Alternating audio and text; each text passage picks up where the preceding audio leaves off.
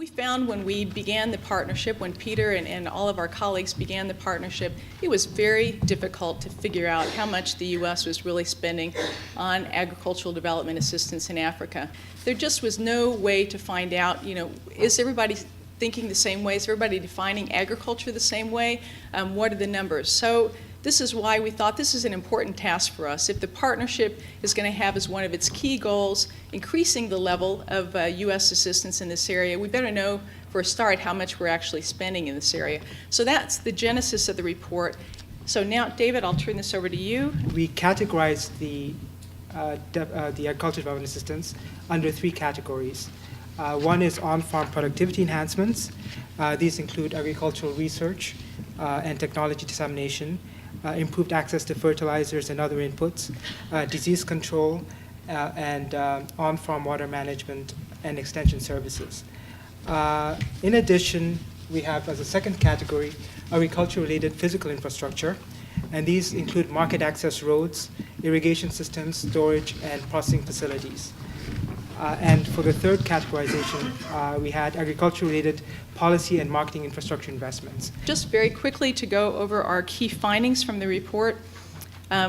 Significant growth in U.S. agricultural development assistance over this period, 2005 to 2008. U.S. agricultural development assistance between 2005 and 2008 has substantially increased. This came mainly from a growth in bilateral channels and really due to the entry of the Millennium Challenge Corporation. USAID funding essentially flat during this period. We're expecting big increases now, 2009, 2010. Among multilaterals, the WFP has been the largest conduit of assistance for the U.S. And we're seeing some indicators of progress toward more demand-driven, more transparent, more whole-of-government approach to foreign assistance, but we have some ways to go. There is signs that it's increasing further, in particular for USAID, and MCC's significant impact between the 2005-2008.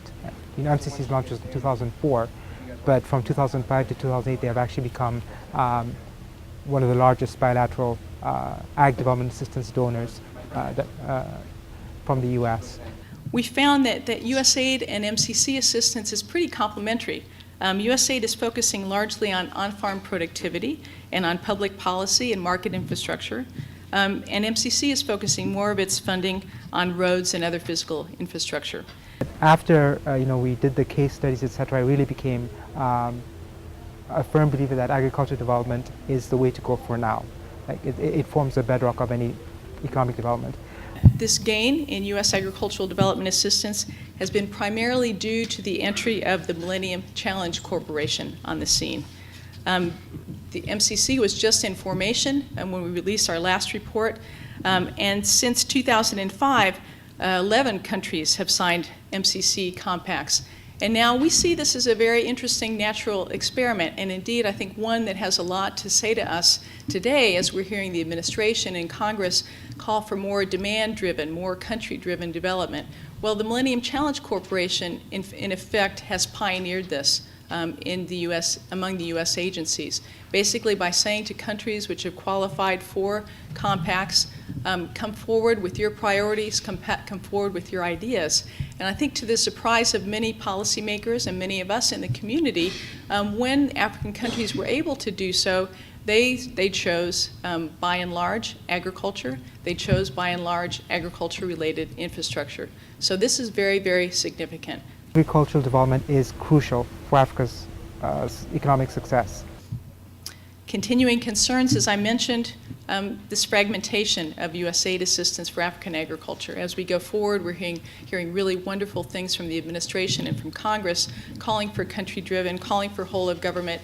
How is this going to be affected? How is this going to be operationalized? I think this is what is front and center for all of us right now. Thank you very much, Julie Howard and David Schifero, for that concise and focused presentation of the report overview. And thank you for being bearers of good news. The report clearly shows that after decades of stagnation and sometimes declining U.S. assistance for African agriculture and rural transformation, may perhaps be coming to an end, and we have no reason whatsoever to doubt the trend we are seeing and the coherence that is coming into this. And certainly we have no reason to doubt President Obama's commitment, and we appreciate and encourage the bipartisan support in Congress as it considers the Global Food Security Act of 2009. Now, the report begins with the words, supporting Africa's strategy. Now, that's very important, because we on the African continent, as Julie has just said, believe that we have the primary responsibility to address the issues of food security and agricultural development. The leadership must come from us. The strategy must be ours. The domestic ownership must be real. And our commitment must be backed by real resources before we ask for external support.